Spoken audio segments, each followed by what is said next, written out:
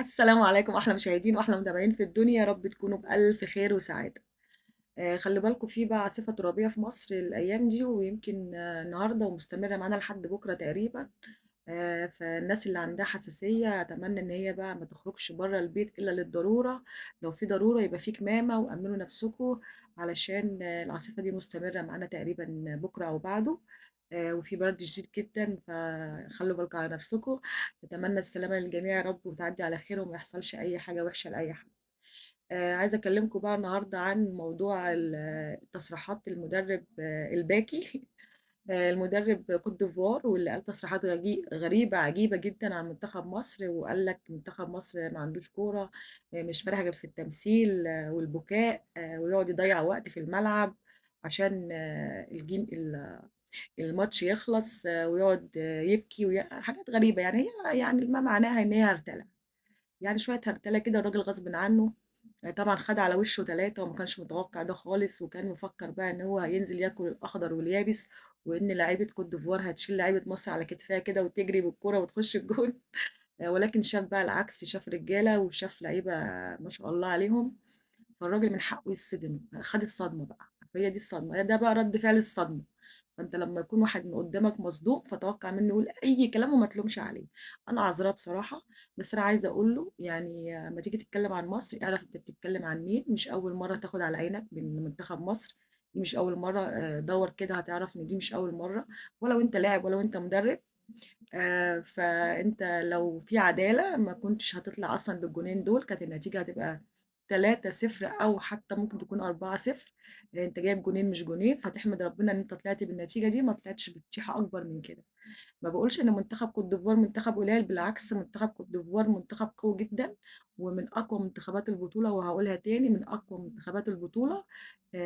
لكن منتخبنا الحمد لله رجالة، وعرفوا يلعبوهم كويس، وعرفوا يكسروا سمهم زي ما بيقولوا.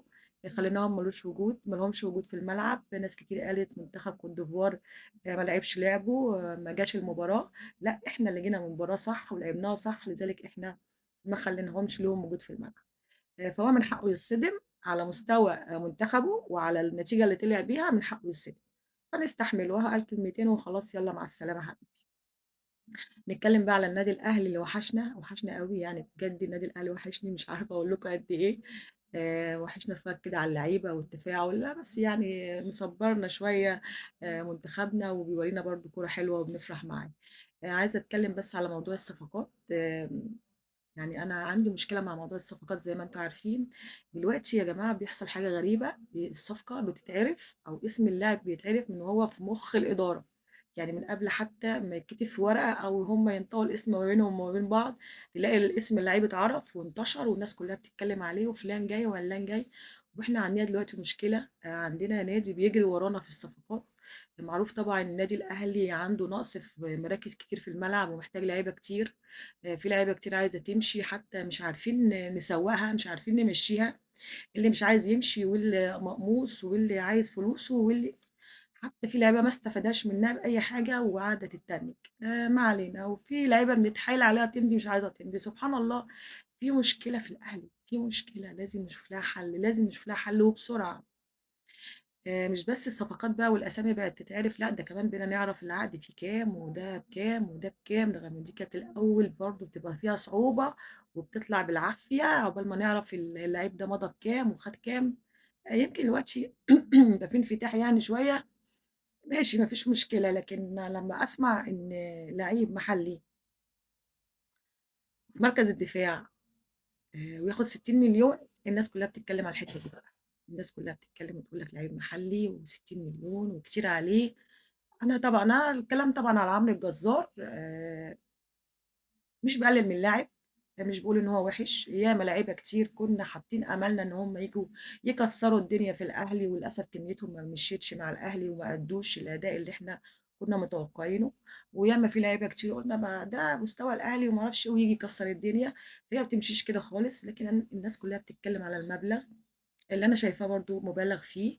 ولكن عايزة أقول لكم على حاجة، أي صفقة بيخش فيها اسم الأهلي كمان بيزايد عليها إن في ناس تانية بيتنافسوا، ومعاها فلوس تدفع وفلوس بالعبيط يعني سوري في اللفظ. ده غير ان انت عارف ان الاهلي بيبقى محتاج اللعيب ده، مضطر يجيبه، مش عارف يجيب غيره في الوقت الحالي. في المركز بتاعه عنده نقص ومحتاجه. الاهلي عمال عنده لعيبه محترفين اجانب، مش عارف يخرجهم، فصعب جدا ان هو يجيب لاعب اجنبي. ففي عنده مشاكل، فاحنا بنستغل الظروف بقى وبنستغل الفرصه، واللاعب اللي كان ب 2 مليون يبقى ب 60 مليون، واللي كان ب 10 مليون يبقى ب 70 مليون. ودي فرصتهم بقى اللي هم ايه، بيدوسوا عليها على النادي الاهلي. فاعلان الصفقات برضو بدري بيبقى مشكله.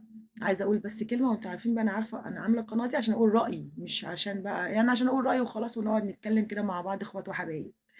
النادي الاهلي اكبر من ترنداتكم، اكبر من مشاهداتكم، اكبر من قنواتكم، اكبر من شهرتكم، اكبر من اي حاجه. اتقوا الله في النادي الاهلي. النادي الاهلي بيمر بوقت صعب جدا لان في ورانا ناس بتحاربنا.